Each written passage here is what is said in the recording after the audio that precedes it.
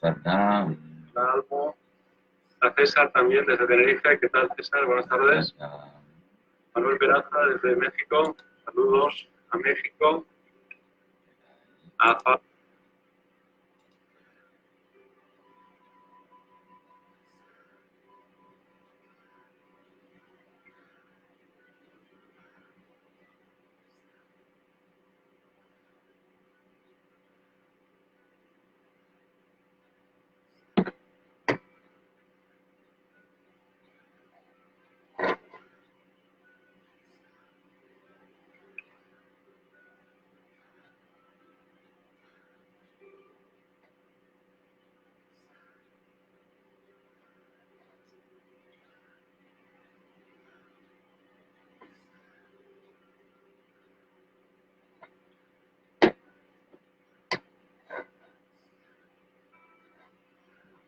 Saddam. Hola, ¿cómo están? Muy buen día, Saddam. Estamos transmitiendo en vivo por Facebook y por Instagram. Y estamos dando unos minutitos un poco para ir apreciando algunas relaciones que queremos ir observando un poco en relación a lo que es la manera en que nos vamos entendiendo, eh, precisamente para darle cabida un poquito a estas nociones que a veces son un poquito más densas, abstractas, que tienen que ver con la filosofía eh, oriental. Entonces vamos a dar unos minutos eh, para ir vinculando un poco a algunas personas que han estado preguntando cómo se conectan, cómo acceden un poco a este espacio y, y aprovechar de que sea una experiencia aún más colectiva, aún más colaborativa, una experiencia un poco más rica. Estamos tanto por Instagram como por Facebook. Entonces, si estás por ahí y te interesa generar alguna pregunta, generar alguna opinión, tanto mejor. Esto evidentemente puede enriquecer la experiencia de intercambio y el crecimiento que ya de por sí esta manera de vivir la vida nos va invitando. Es un espacio de crecimiento, un espacio de aprendizaje, y hacia donde nos queremos dirigir es justamente una experiencia colectiva en el marco de esta era de Acuario, que nos invita a trascender un poquito, a ir más allá de lo que yo puedo conquistar en mí mismo y tratar de acceder a la conciencia más expandida para llegar finalmente desde ahí a la experiencia de la conciencia universal. Es un camino eh, de, de mucho conciencia, de mucho amor, de mucho encuentro, y donde de alguna manera lo mínimo también se transforma en lo máximo. Un, un espacio donde el detalle también se refleja en el todo. Entonces vamos a esperar unos minutitos para afinar un poquito estas conexiones que han estado preguntando, que se están sumando. Y nos vamos a meter de lleno en esto. Ahora, ¿de qué se trata esto? Vamos a aprovechar de hablar un poquito de eso. A partir de los estudios de la Ayurveda y en contraste un poquito con lo que antes me tocó estudiar en el vínculo más yógico, uno se va dando cuenta que las maneras en que la filosofía occidental se entiende con la filosofía oriental muchas veces difieren en algunas nociones que de comienzo no resulta tan claro por qué. Y claro, y nosotros venimos con una mentalidad determinada, una mentalidad que es muy occidental y que busca un poquito entender a cabalidad un poquito los temas, los conceptos. Cuando nosotros decimos, nos vamos a detener en este análisis que es más filosófico, esperamos un desglose analítico resuelto al detalle, una manera de entendernos un poquito intelectualmente que dé pie hasta la última coma de la idea completa que se nos quiere presentar. Entonces, en ese desglose filosófico, en ese desglose de ideas, podemos encontrar total respuesta un poco a lo que nuestra propia mente quiere apropiar y hacerlo conceptos, hacerlo diálogo, hacerlo desafío, hacerlo parte de nuestro acervo cultural para también desde ese mismo concepto poder complementarlo, poder absorberlo o también poder superarlo. Vuelca como ejemplo lo que pasa con la filosofía kantiana, que de alguna manera es la principal inspiración un poquito para nuestro modelo occidental de vida.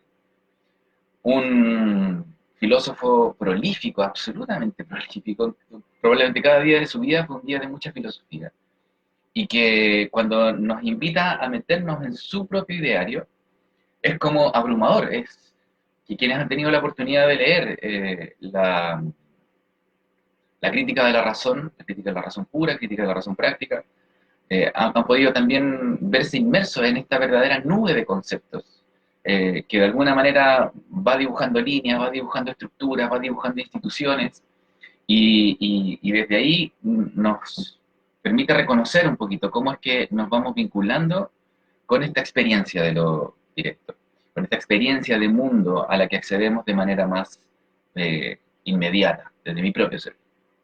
La filosofía oriental es muy distinta. La filosofía oriental tiene que ver con un concepto, por cierto, pero donde está muy presente y muy vinculada la experiencia práctica. No son cosas separadas. Los conceptos, por lo mismo, muchas veces son nociones sutiles, conceptos densos que se presentan como sutras o como pequeños índices por donde el camino te va mostrando que vas en lo correcto, pero sugiriendo regularmente que este complemento sea encontrado a partir de la acción, de la experiencia. La experiencia entonces va a ser necesariamente un lugar donde yo voy a averiguar y voy a completar un poquito esta noción que tiene que ver con una filosofía. Desde ahí podemos entender cómo nuestros propios conceptos muchas veces se alejan a veces de nociones que a veces parecieran universalmente acordadas de una manera distinta. Y no es que haya un error en esto. No es tampoco que cuando me enfrento a lo que un maestro dice en relación a lo que dice otro maestro, o lo que una tradición plantea en relación a lo que otra tradición plantea, y noto ciertas diferencias, no es que haya alguien que esté en lo correcto y alguien que esté en lo equivocado.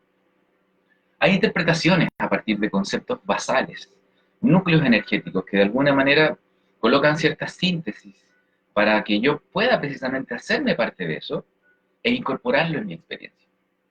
Hay una noción que está muy presente en la experiencia oriental y que tiene que ver con la noción de flujo. Yo me hago parte del flujo en la medida que logro trascender la estructura más fuerte de mi mente. Y cuando logro hacerme parte de ese flujo universal, entonces logro fluir también en ese aprendizaje que la realidad más densa me va colocando.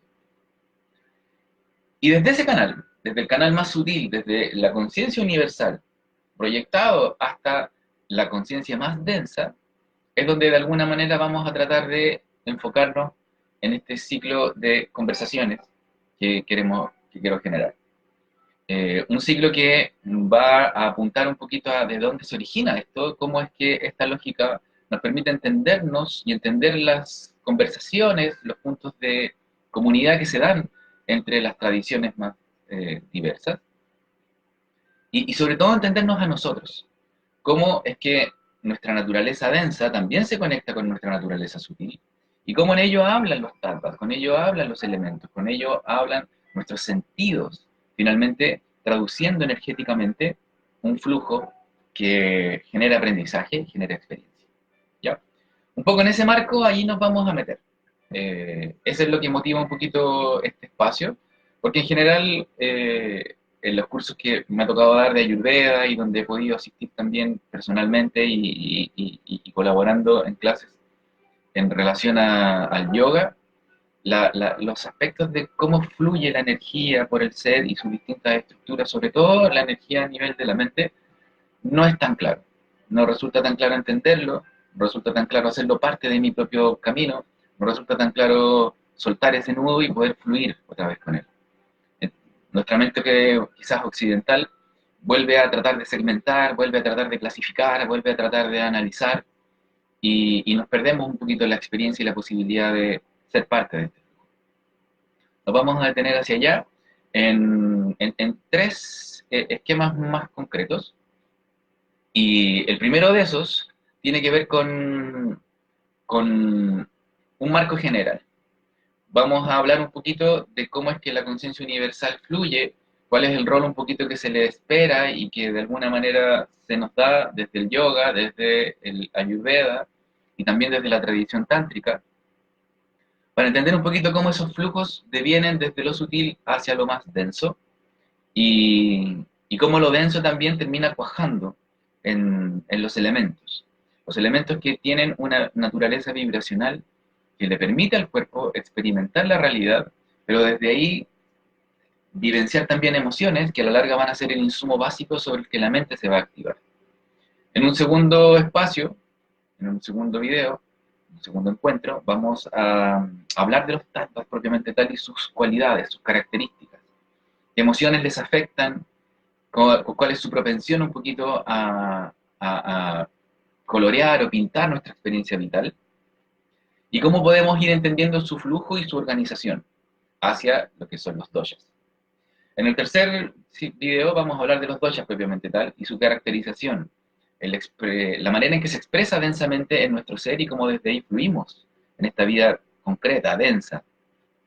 Y en el cuarto vamos a tratar de resolver un poco estos flujos de ida y vuelta y hablando también un poquito de las preguntas que hayan podido llegar, tratando de resolver algunos aspectos que hayan quedado quizás lo suficientemente abiertos como para seguir profundizando en ellos, de acuerdo a lo que también parezca como su propio interés. ¿Ya? Entonces la invitación es hacerlo conjuntamente, si te parece, si sientes, si te sientes animada, animado, coloca tus preguntas, coloca tus apreciaciones, vamos a tratar de que este sea también un insumo muy activo de este ciclo, de este live. Muy bien.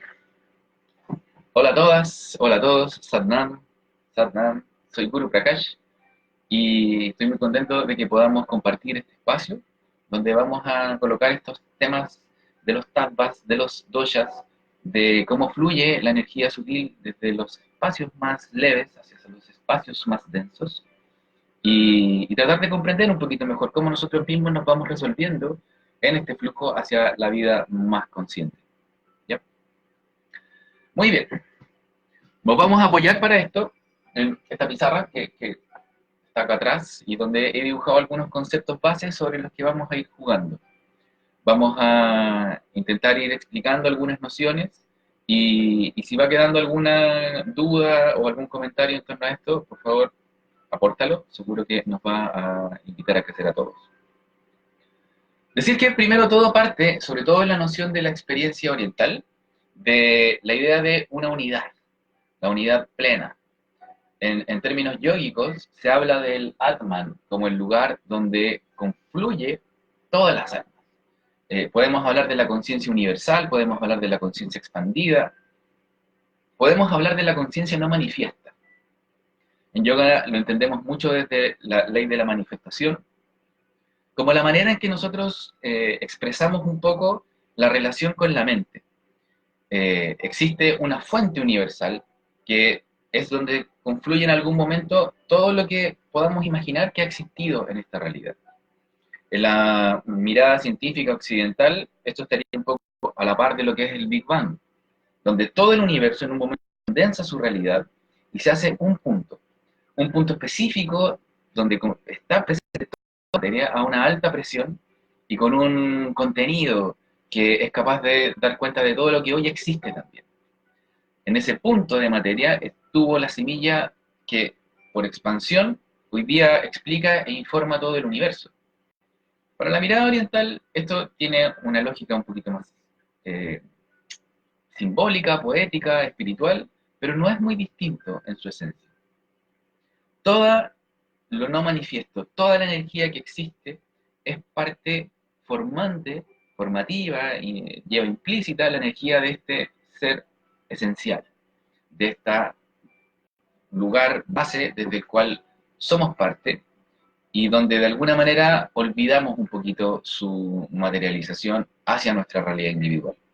En yoga se habla mucho de, sobre todo en el nivel 2 de comunicación consciente, de cómo yo logro vivir en la polaridad, como un desafío en el que me instalo con la naturaleza densa de esta vida.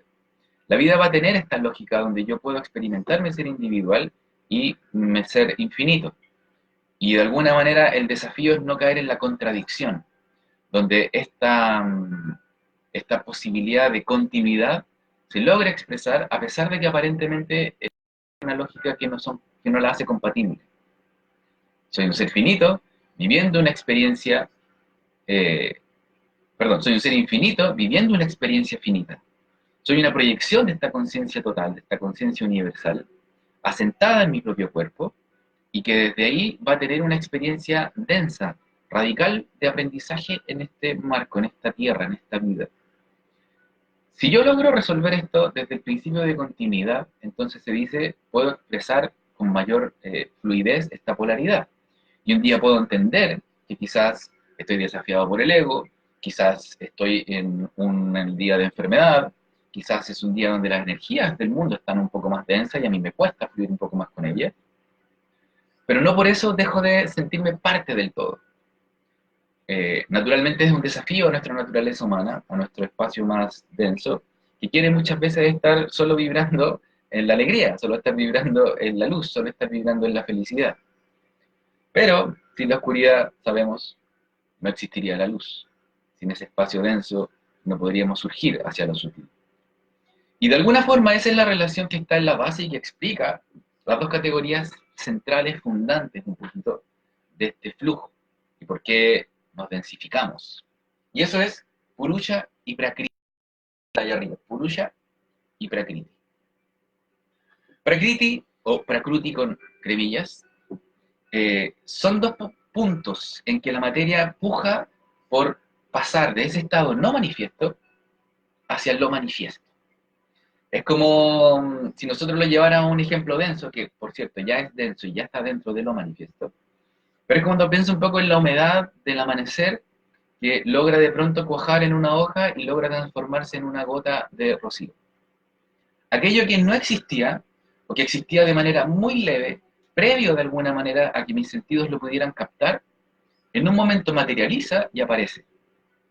Ese es el tránsito que se provoca entre lo latente de Purusha, que es donde está habitando todo lo no manifiesto, ese estado de latencia creativa total, donde podría eventualmente cualquier cosa surgir, y su paso hacia lo denso, que es Prakriti. Este Prakriti que de alguna forma nos invita a expresar una relación con aquello que nosotros entendemos como la realidad.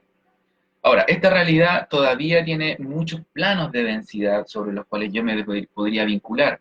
Hay planos sutiles que naturalmente yo no voy a percibir de primera mano, de primera fuente, no lo voy a entender tan claramente, no son perceptibles por mis órganos de los sentidos.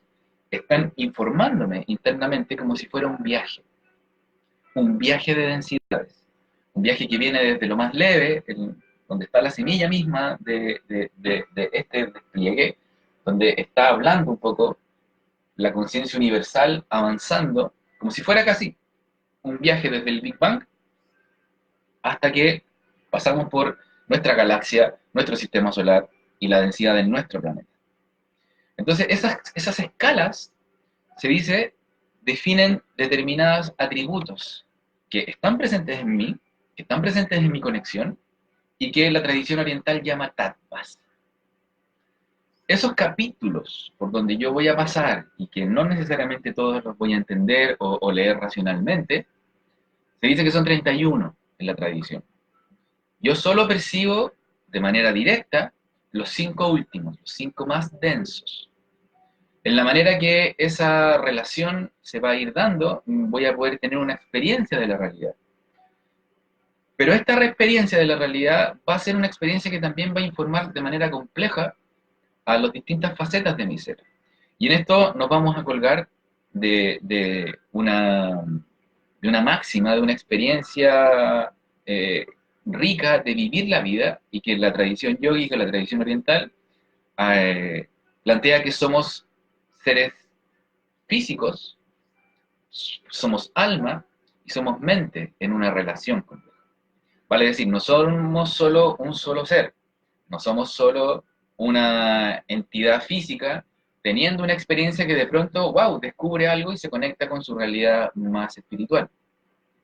La verdad es que somos almas teniendo una experiencia física y con una mente que se nos ha dado para entender un poquito la mejor relación con este mundo físico, con sus reglas, con su principio de acción y reacción como guía basal, ¿ya?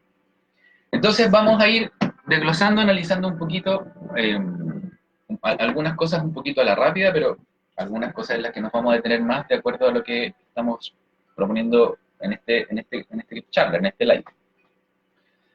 Tenemos entonces las maneras de habitar nuestra experiencia real, alma, mente, cuerpo. Y cada uno de esos espacios va a tener necesariamente formas en las que yo voy a evitar un poco los conflictos que cada área, que cada densidad puede ir reconociendo su propio camino. Se dice que para yo poder ser un ser completo, debo entender esto como un flujo. Esto no es que sea una separación que desconozca de alguna manera alguna de las otras áreas de trabajo o áreas de conocimiento. Eso es muy occidental, esta idea de separar, de analizar, de desglosar y categorizar. Todo esto es parte de un flujo. Yo voy a expresar mi relación con el cuerpo físico y mi cuerpo físico va a estar en plena conexión con mi alma y va a estar en plena conexión con la mente. No tengo esta lógica de que una cosa sea de un mundo, de una dimensión, de una tradición de análisis y que las otras de alguna manera desconozcan las reglas del otro y viceversa, ¿ya? Entonces, primera cosa, este análisis que vamos a hacer es un análisis meramente intelectual, un análisis que permite graficar un poquito cómo entender este flujo de manera más clara. Pero no quiere decir eso que la realidad, el flujo vital hacia el que aludíamos antes también, tenga algunos canales cortados. Está todo esto en conexión, está todo esto plenamente vinculado. Dicho eso, tenemos el primer canal. El primer canal que se refiere un poco a el alma. Y el alma va a tener diversas maneras de ir viviéndose a sí misma a través de las sucesivas encarnaciones que nos va a tocar vivir. El alma va a pasar por distintas etapas y distintos desafíos en los que va a poder sacar hacia la luz su mejor vibración, su mejor aprendizaje. Recuerda que cuando dejamos de ser parte del alma universal o Atman, nos individualizamos y experimentamos este Atma, esta semilla creativa que es parte de la misma naturaleza de la semilla de la creación universal, de la chispa divina, donde todos somos parte y de alguna manera donde todos estamos contenidos.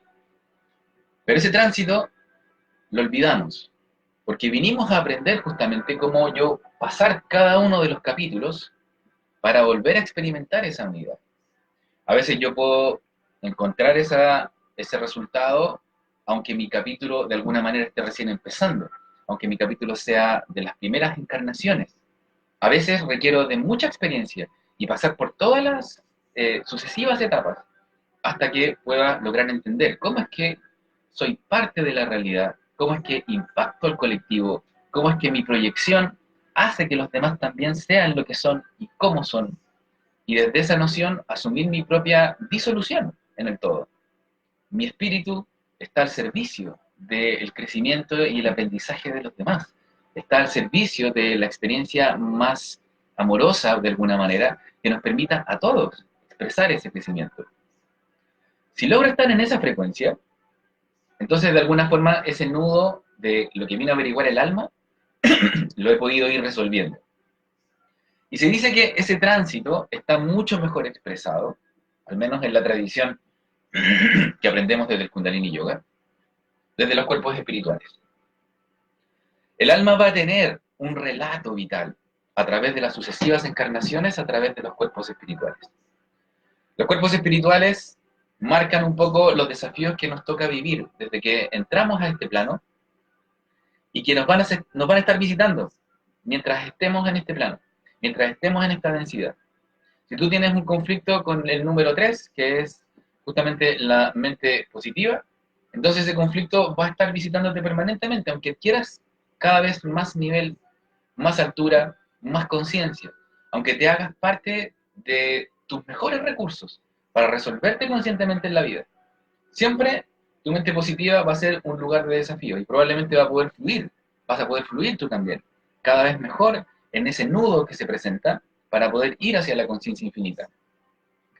Y cuando logres resolver esto, quizás en tu próxima encarnación vas a pasar a vidas sucesivas, y quizás cuando ya estés en los últimos números, en el 10, en el 11, vas a poder estar cerca de volver a experimentar la unidad en tu realidad, en este mismo plano, y de alguna manera entenderte como un ser infinito teniendo una experiencia finita. Y quizás después vas a poder descansar como algo. Esto no quiere decir que las personas que tengan en su numerología un 10, un 11, un 9, son más destacadas, tienen alguna prerrogativa especial en relación a las que tienen otros números. Sus desafíos probablemente son más complejos, probablemente su camino le está anunciando que quizás pronto va a poder descansar dentro de un contexto de sucesivas encarnaciones de vida, pero también probablemente significa que su responsabilidad es mayor. Significa que su plano está dándole cuenta de ciertos desafíos frente a los cuales tiene que hacerse cargo, porque si no, probablemente también se le va a cobrar alguna deuda de alguno de los capítulos anteriores, y que todavía está en la oportunidad de liberar, de sanar.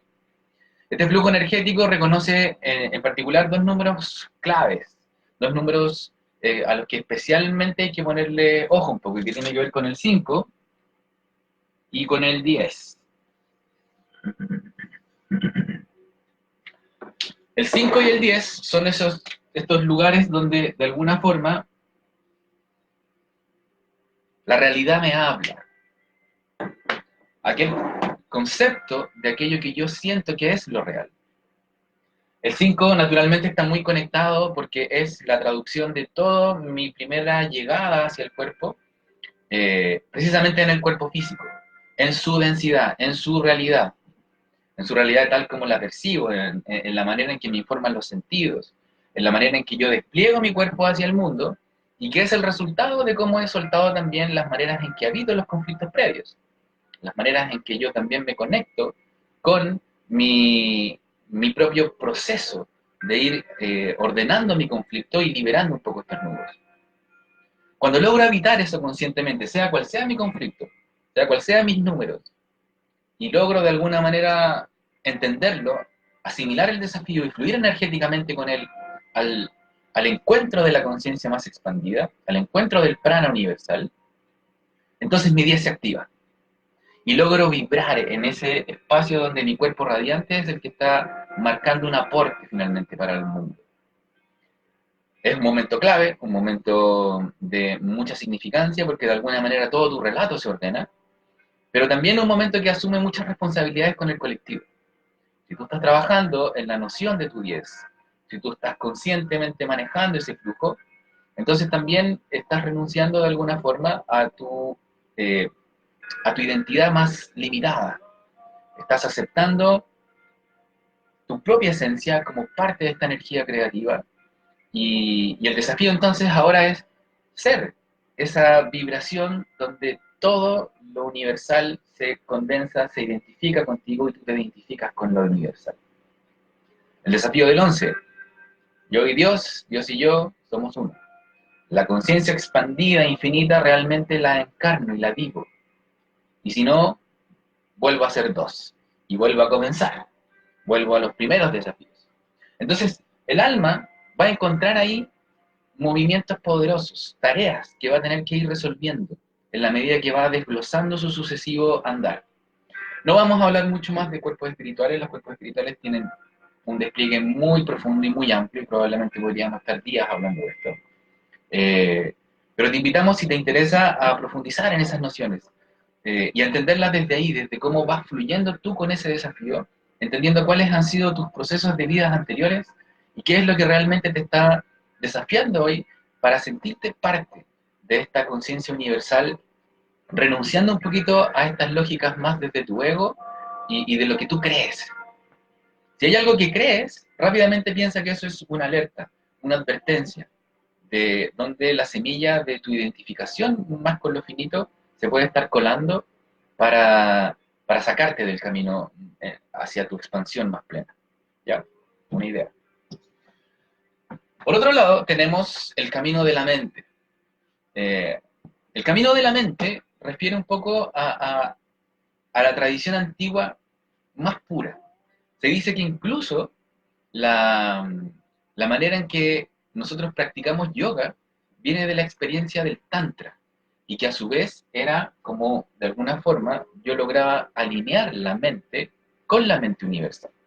Cuando yo hablo de la mente universal, sigo hablando de la unión, sigo hablando de la experiencia donde el todo está fluyendo, pero en un canal particular. El alma tiene su canal, la mente de alguna manera también tiene un canal, y que es de donde comienza a liberarse la energía que va a dar lugar a ciertas ideas, a ciertos pensamientos finalmente. Recuerda, todo es flujo de energía. Energía que a veces se entiende más consciente, energía que a veces se entiende más disgregada, pero es parte de un flujo. En el caso de la mente universal regularmente es denominada chita. Chita. Y en chita, si bien es mente, es aún conciencia. En chita habita la relación con el flujo infinito de manera consciente, ¿ya? Entonces, no es necesariamente un flujo que me agita, es un flujo que está en la comprensión un poquito de cómo sus propias categorías permiten la experiencia más expansiva, más elevadora. De chita, la energía de la mente pasa por esta primera categoría de buddhi, ahankar y manas. Aquí recuerda lo que hablábamos al comienzo. La tradición oriental, la filosofía oriental, plantea conceptos, plantea sutras, plantea enseñanzas nucleares, que necesariamente, para ser comprendidas, tienen que pasar por tu experiencia. Y por eso que de alguna forma requieren de maestros que la enseñen. Todos hemos accedido a ellos, afortunadamente, y en esta época de la humanidad hemos llegado a manuales, a textos depurados, donde esto se ha intentado enseñar de maneras más claras. Pero, así y todo, existen ciertas diferencias, porque justamente estos conceptos admiten ciertas interpretaciones. Lo importante en esto es cómo tú comprendes la idea y te asocias a esa idea desde tu experiencia, ¿ya? Esto no se completa en lo que puedas leer y mucho menos se va a completar en lo que yo te puedo decir hoy. Esto es una semilla que es de alguna manera una invitación para vivir desde tu propia experiencia cómo te conectas con estas lógicas. ¿Y por qué te planteo esto al tiro? Porque de alguna manera, Buddha Ahankar y Manas, en algunas tradiciones, está intercambiado en su orden con lo que viene después, que son los gunas. Los gunas plantean la idea de ciertas polaridades. Sattva, rayas y tamas.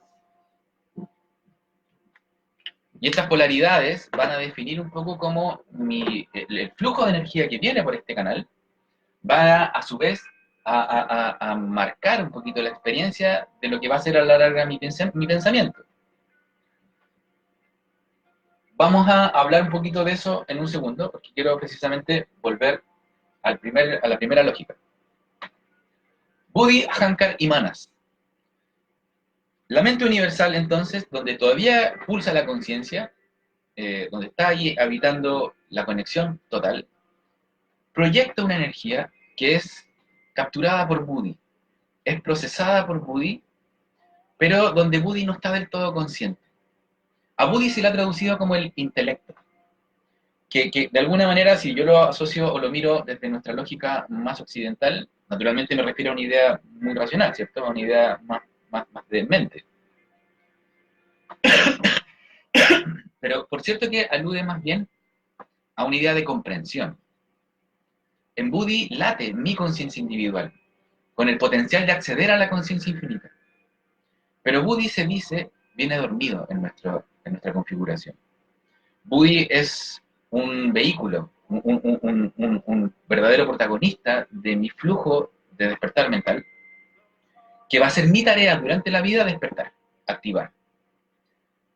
Entonces, el flujo de pensamiento va a pasar habitualmente desde la mente universal, como semilla, hacia Ahankar y Manas, que son dos dimensiones que van a producir otro tipo de identificaciones. Ahankar se le entiende mucho más asociado a la energía del ego. En Ahankar lo que está habitando es una identificación, y una identificación hacia lo denso. Se dice que en Ahankar el elemento que tiende a ya empezar a marcar su primera presencia es el elemento tierra. ¿Ya? En Budi, lo que está latiendo, lo que está pulsando, es el elemento fuego. Y fuego porque de alguna manera lo vamos a ver durante todo este curso, sí, fue como un curso. Lo que está latiendo aquí, lo que está pulsando es la capacidad de discriminar, la capacidad de hablar, la capacidad de resolver determinadas situaciones. Si yo en mi propio despliegue logro acceder a mi conciencia más elevada, entonces voy a tener la capacidad de discriminar, de resolver. Se dice que los seres conscientes son los que justamente logran acceder a esta pequeña gran parcela donde el libre albedrío se encuentra. Y Budi es la semilla del libre albedrío, ¿ya? Pero recuerda, Budi viene dormido. Entonces este fuego, que tiene la capacidad de discriminar y resolver hacia dónde se va a encontrar, hacia dónde va a llevar su accionar, qué voy a hacer con estos pensamientos que me están llegando y con estos estímulos que estoy recibiendo, están latentes, ¿ya? Ahankar, que es entonces la dimensión donde de alguna manera el ego se encuentra, tiene esta identificación con la tierra.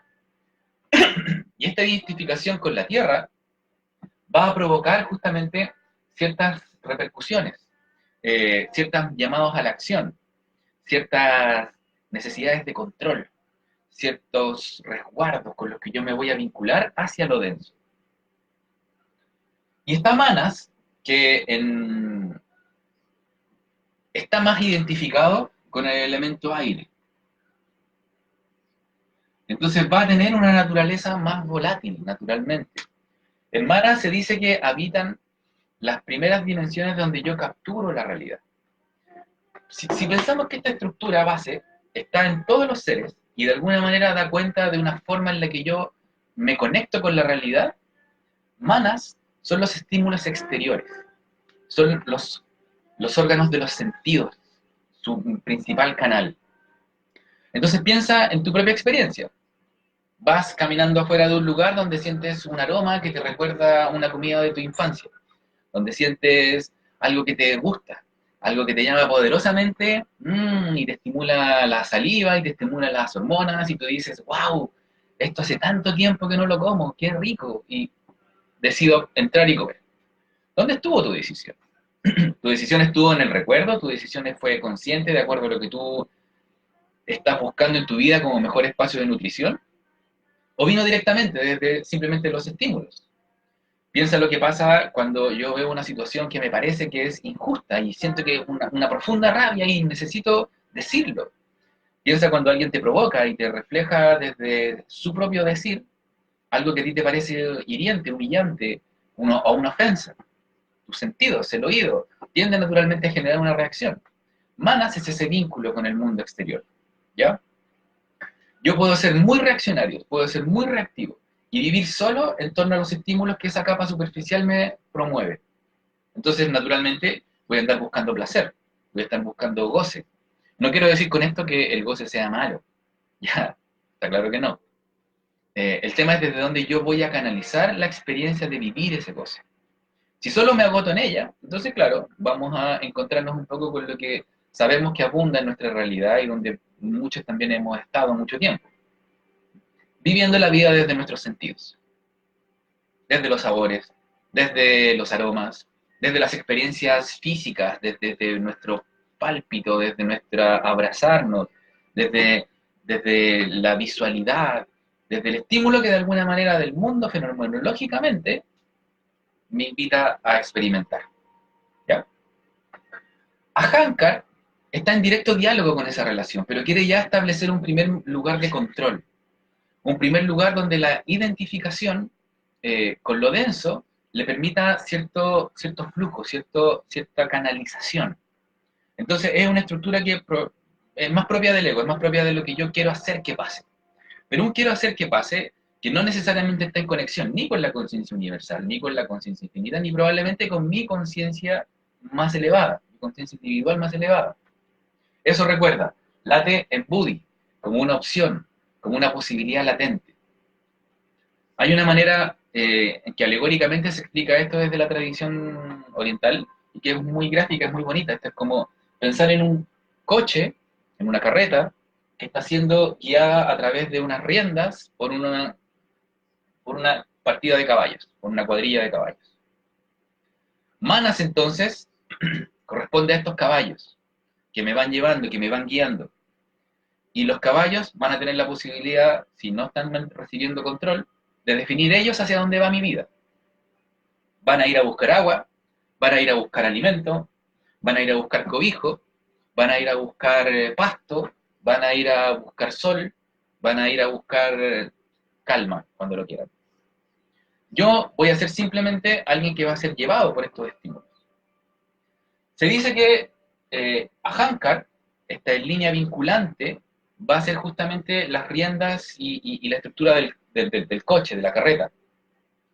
Entonces, en algún momento, desde Ahankar yo voy a poder determinar hacia dónde quiero que vaya este entramado completo, hacia dónde quiero que vaya esta unidad que es mi carruaje, mi carreta. Quiero que vaya hacia la izquierda, quiero que vaya hacia la derecha, quiero que ahora se detenga. Voy a poder establecer esa conexión, pero como una conexión potencial. Budi es quien realmente debería tener el control de esto. Y Budi, ya se imaginarán, es el cochero. El cochero que va ahí arriba, llevando estas riendas y estableciendo lugares hacia donde puede definir el destino de este carruaje. Pero, en nuestra realidad, Budi viene durmiendo. Budi no está consciente, Budi no está activo.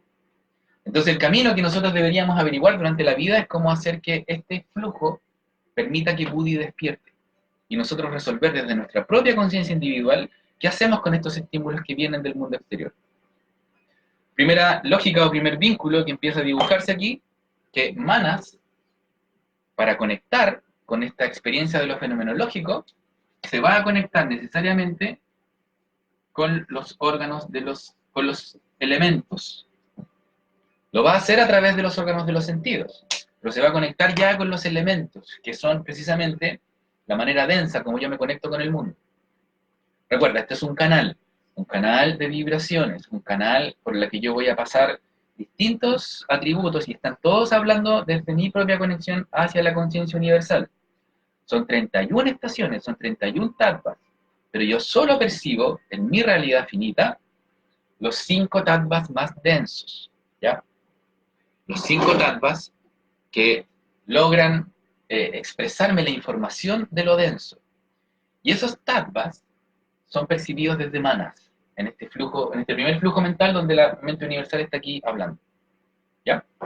En Chita se dice que lo que habita es el elemento Akash, o éter, entendido como éter. ¿Ya? Y Akash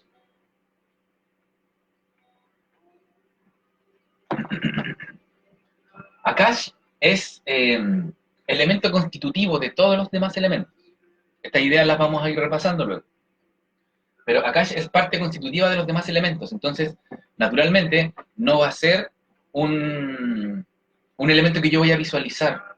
Su densidad no permite eso, pero está siendo parte de cada eslabón, de cada capítulo del resto del viaje. ¿Ya? Recuerda lo que te decía, esto es la mente universal, que en muchas tradiciones, y así al menos se enseña también en la tradición del Kundalini Yoga, a la que yo honro y pertenezco, Sattva, Tamas y Rayas, que son los gunas, se estudian como en un espacio anterior. O sea, como que esto estuviera un poquito arriba, que esto que debería estar un poco más abajo. Pero en Ayurveda y en otras tradiciones de raigambre más oriental, esto se estudia un poco en ese orden, y que a mí me hace un poco más sentido justamente por la lógica desde la mente universal. Tú puedes pensar un poquito esa relación y tratar de complementar esa lección, esa lectura un poco desde lo que tú hayas vivido como experiencia, ¿ya? Recuerda que es muy importante que esta relación se haga experiencia en ti. Así como se hizo experiencia en los antiguos maestros que lograron establecer esta densidad y la pusieron al servicio de las nuevas generaciones, también eso corresponde que tú también lo sigas haciendo. eres tan maestra, eres tan maestro como lo fueron los antiguos. Entonces, así míralo. Sumérgete en el flujo y trata de entender qué es lo que te está hablando a ti hoy, esta relación, ¿ya?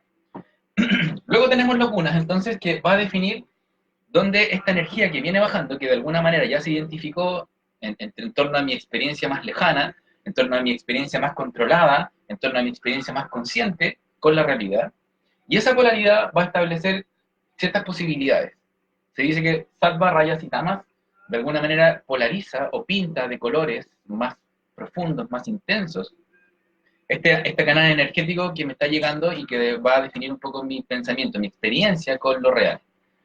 En el marco de su identificación, sattva es lo más neutro. Sattva es aquello que te lleva hacia lo más puro. Sattva es aquello que neutraliza las fluctuaciones de esta energía en la medida que se identifica y se hace agitación. Cuando se vuelve agitación, en su primer movimiento eso es rayásico. Lo rayásico no necesariamente tiene una carga, no es valorada, no es positiva ni negativa. Es aquello que promueve inquietud. Entonces piensa un poco en la mente científica. La mente científica naturalmente quiere darle solución a ciertos conflictos que ve en el mundo y que quiere que ojalá todo el mundo pueda resolver y entender para el mejor acervo cultural de la humanidad. Lo que lo está moviendo es una inquietud. Y esa inquietud es justamente rayásica. Pero puede ser que eso rayásico también genere un desborde. Y yo de alguna manera no logro dar con mi calma más profunda. Y voy a estar todo el tiempo buscando inquietudes, buscándole la quinta pata al gato, siendo excesivamente analítico. Las situaciones no se me presentan como un lugar donde yo pueda aceptar determinada realidad, porque siempre estoy intelectualizándolo todo. Lo rayásico va a generar un flujo de luz, va a generar un flujo de información, va a generar una búsqueda por nuevas verdades, que naturalmente es muy enriquecedor para la experiencia de todos. Pero también tiene esta semilla donde voy cuestionándolo todo, donde voy criticando las cosas, donde voy tratando a veces de destruir sin darme cuenta ciertas semillas, ciertos conocimientos, ciertos saberes, para instalar lo que mi propia identificación con ese saber puede estar generando. Es importante en eso reconocer que habita ahí una semilla de conexión hacia el fuego, ¿ya? Naturalmente existe una identidad entre rayas y el elemento fuego. Y que, por cierto, tiene que saber ser canalizada. Finalmente tenemos lo tamásico. Y lo tamásico es justamente ese flujo energético que te lleva a la degradación. Hay que entender que, como es parte de todo, y todo esto es un gran flujo, lo tamásico también tiene que comprender que en algún momento esta energía tiene que saber ser otra vez flujo. Y para que vuelva a ser flujo, tiene que contemplar un espacio de propia destrucción. Tiene que contemplar un espacio donde aquello que ya no me sirve, aquello que yo ya he logrado superar, aquello que de alguna manera me está desafiando, se resuelva. Y esa manera de resolverse puede ser creativamente, puede ser muy provechosa. Yo termino el conflicto, no voy a volver a habitar ese lugar, no voy a volver a pasar por esa energía que me enquistó y que de alguna manera generó este enojo en mí. O bien voy a caer preso del conflicto y aquella alimentación que me encanta, pero me hace pésimo, voy a seguir practicándola, voy a seguir buscándola, hasta que finalmente mi cuerpo se sature de toxinas y termino enfermándome y a la larga detonen enfermedades que me cuesten la vida. Bueno, yo opté en esta vida por seguir mi propio alineamiento, no quise escuchar necesariamente, o no estuve en la condición, no estuve en el momento, no fue mi vida para escuchar el llamado de todos, el llamado de este sistema más completo, y me ha servido para aprender.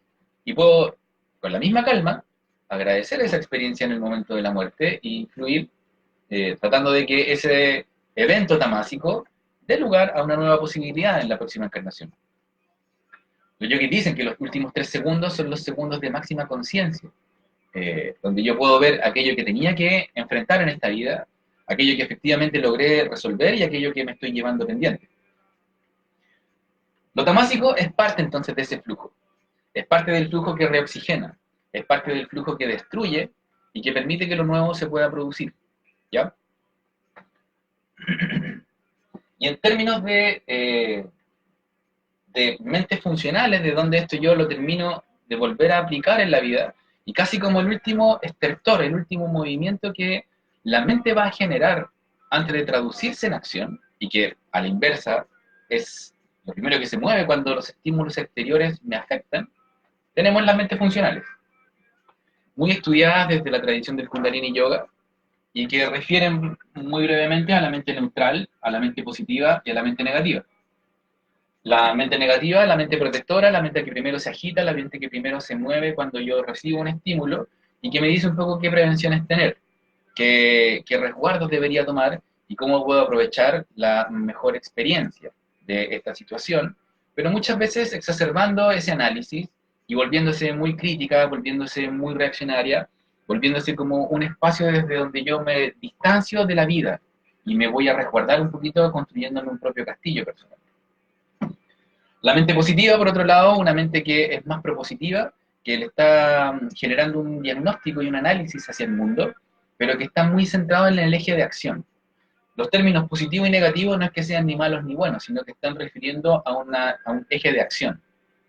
La mente negativa, naturalmente, me está sacando de la acción y me está llevando hacia el interior.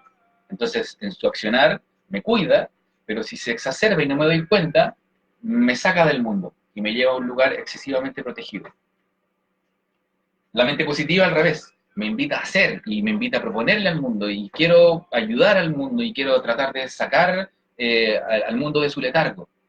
Pero si yo no me conecto con mi propio eje de conciencia, puede ser que a la larga me esté escondiendo a mí mismo, a mí misma, para ir hacia el mundo y desde ese ir hacia el mundo esconder mi conflicto, disfrazar mi conflicto. Yo a la larga no me siento un ser tan luminoso, no me siento un ser tan conectado, no me siento un ser tan amoroso y tan digno de amor, entonces salgo al mundo y hago buscar y establecer muchas relaciones, para mostrarle al mundo lo necesitado que yo puedo llegar a ser, lo importante que puedo llegar a ser. La mente positiva tiene un poco esos ejes sobre los que mirar. Y finalmente tenemos la mente neutral, que es justamente el lugar donde yo puedo ponderar esos dos flujos, y aún más, escuchar el eje de mi respiración para volver a conectarme con el flujo universal, para volver a conectarme con la mente y el lugar donde todo está fluyendo, y a través de la intuición poder resolver conscientemente qué es lo que tengo que hacer para mi momento presente, qué es lo que este desafío me está resolviendo y cómo yo puedo avanzar en él, ¿ya? En la tradición de Kundalini Yoga, esto se estudia muy poderosamente y muy particularmente desde la lógica de los cuerpos espirituales. Mente positiva, mente negativa y mente neutral son a su vez cuerpos espirituales que van a experimentar esa relación. Entonces vemos cómo todo esto está en conexión.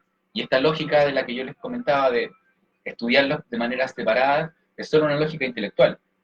No deja de ser parte del mismo flujo, ¿ya? En ese sentido, es muy interesante ver que esto que es rayásico y que está contenido en estas nociones de los gunas y su actividad, se sabe que una vez que logra entrar también en la densidad de cuerpo, ya no se llama más gunas. Cuando logra pasar este espacio e ir hacia allá, estamos en presencia concreta de los doshas.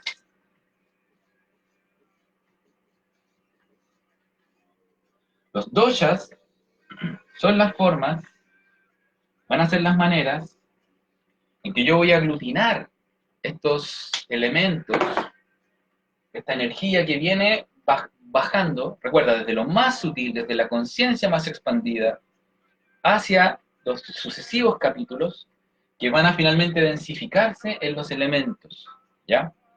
Elementos que me van a permitir experimentar una relación con lo real. Ahora, estos elementos son justamente los 5 más densos. Todas estas categorías que estuvieron previas corresponden a estos otros 26 elementos que están presentes en mi conexión, pero que yo necesariamente no percibo de manera lúcida. No puedo incidir necesariamente de mi sola acervo cultural en ese flujo, Tengo que tener alguna preparación. La capacidad de la meditación es justamente alinear esa relación y poder escuchar ese flujo sutil que está en lo profundo. Y la herramienta central en todo este juego, es la respiración. A partir de tu conexión con la respiración consciente es como logras hacer que estas distintas fluctuaciones logren volver a alinearse con la mente universal. Vuelvan a alinearse con el flujo infinito hacia el Atman o hacia la conciencia universal manifiesta y no manifiesta. ¿Ya? Entonces es un llamado un poco este que te hago a que tu conciencia se asiente en la respiración para volver a experimentar esa relación más allá de estas agitaciones. ¿Y por qué decanta en lo denso? Porque finalmente cuando los gunas terminan de ir llegando un poco en su flujo de energía hacia mi realidad más consciente, aparece esta noción de tattvas, los tattvas, los elementos que me permiten acceder a la experiencia de lo real, ¿ya? Los elementos, por cierto, están presentes en toda la realidad densa. Yo puedo entender desde ahí también, incluso si quiero, el análisis de la tabla periódica de los elementos tal como existe. Y voy a entender que hay elementos que son más pesados, que son más densos, otros que son más livianos, otros que tienen una estructura molecular que los hace presentarse más líquidos en la naturaleza. Pero es parte de un flujo. Así como hemos descubierto cómo alterar la carga atómica de los elementos y transformarlos en otra cosa y liberar mucha energía, bueno, los elementos están presentes en la naturaleza y mutan, y se mueven, y son manifestación de este flujo que ni siquiera se acota a ellos como materia. Son el último capítulo, el último carril de un tren que viene viajando infinitamente desde mucho antes. ¿Ya?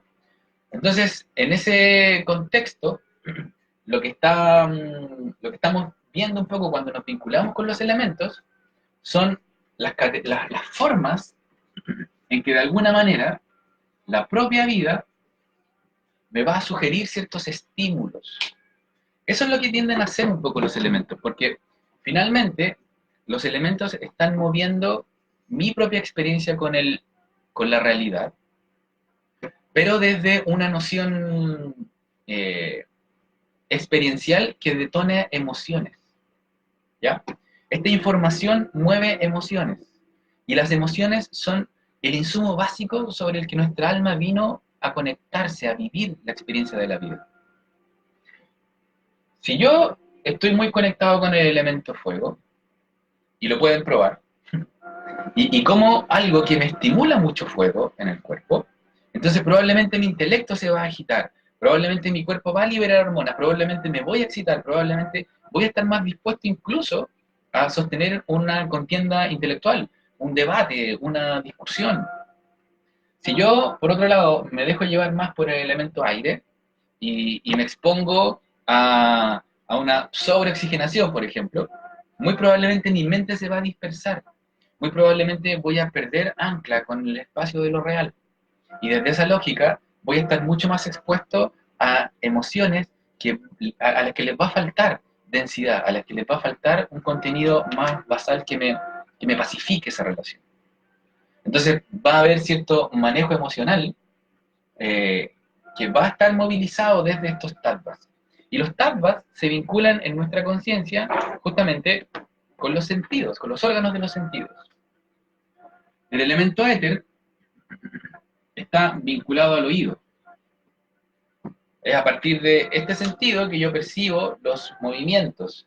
Recuerda la idea de que justamente es a partir del éter que yo también logro alinearme con la conciencia infinita. Y por eso que sabemos que los mantras logran cortar el flujo del ego y volver a asociarnos al flujo universal, porque estamos vibrando en el elemento éter. Y el elemento éter, el elemento akash, el elemento espacio, son justamente la manera en que yo logro trascender y conectarme con la mente universal. ¿Ya?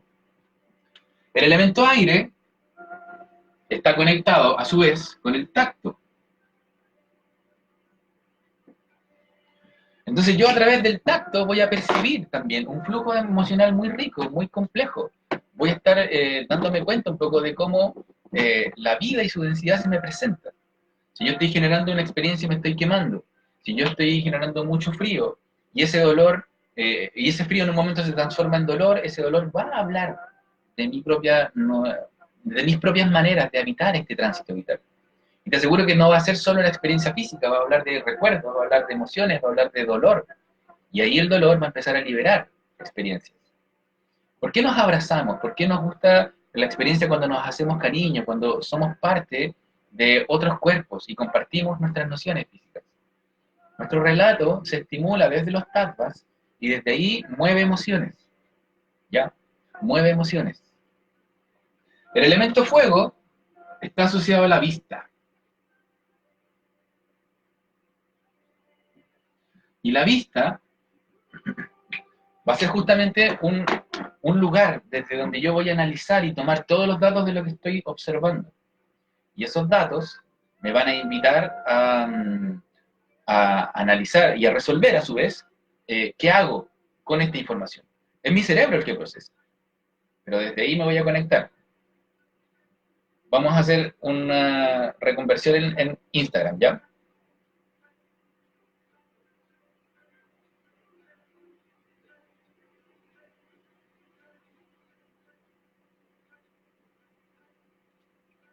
Ya. Ya nos quedan poquitos minutos. Nos quedan poquitos minutos para que tengas paciencia. Muy bien. Seguimos en Instagram ahora sí. Y en Facebook no hemos perdido conexión. Entonces, el elemento fuego que está asociado a la vista es el que nos permite recibir un poco esta relación con los datos que voy percibiendo del contexto. Y estos datos van a ser procesados en el cerebro para generar información. Esta información, entonces, va a ser la que me va a permitir vincularme con el mundo y tomar decisiones. Y ahí está todo el elemento fuego jugando.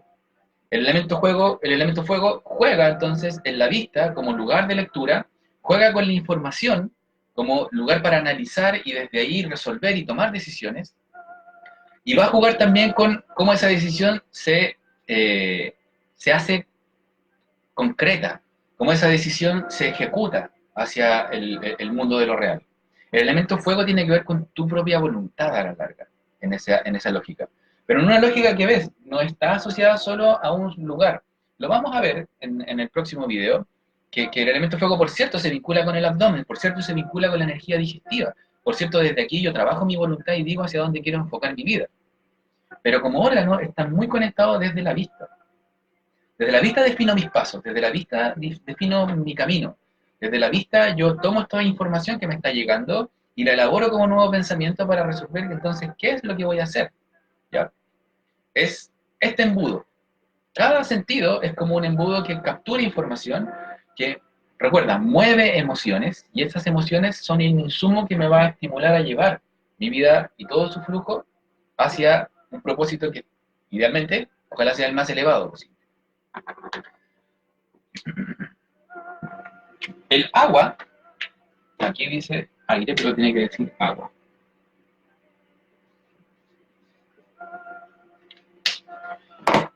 El agua está asociado al sentido del gusto. ¿Y qué decir? El sentido del gusto ha motivado hasta aquí, muy probablemente, nuestra búsqueda más fundamental en torno a cómo me conecto con los sabores y desde ahí con cómo me alimento, cómo me nutro. Hasta el día de hoy, los principales lugares sobre los que yo puedo pensar en dónde voy a ir a comer están motivados porque, es que allá cocinan tan rico. Es que mira, hay un nuevo lugar que tiene unas recetas muy interesantes. Oye, probemos este ingrediente a ver qué pasa. El gusto define de muchas maneras cómo yo me vinculo con el contexto de lo real. Si yo logro establecer una afinidad con este sentido, podría también saber cómo es que este alimento que estoy ingiriendo me está haciendo bien o mal, cómo me está resolviendo la propia constitución de mi cuerpo de acuerdo a aquello que estoy incorporando en él.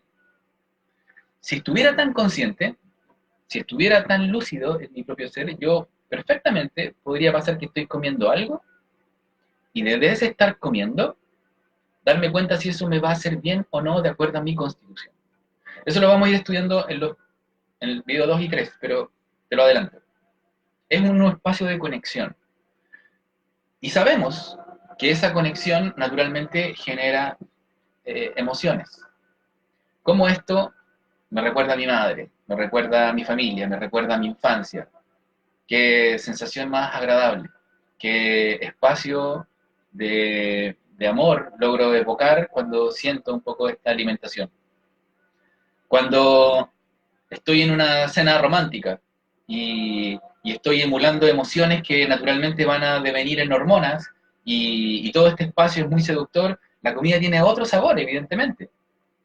Cuando haces una práctica meditativa muy intensa y logras sudar mucho y reoxigenas el cuerpo, la siguiente alimentación que vas a consumir tiene un sabor totalmente exacerbado, muy potente, muy rico.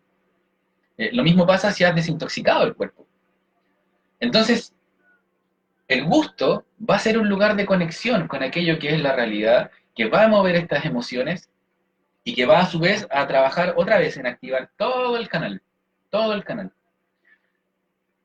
Y finalmente,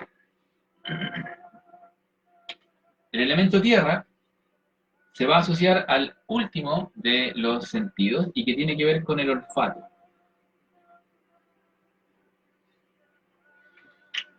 Y el olfato, casi como la polaridad, como la posibilidad de ser desde lo más sutil, hacer más bien desde lo más sutil un viaje hacia lo más denso. Piensa lo que le pasa al olfato cuando empieza a desalinearse.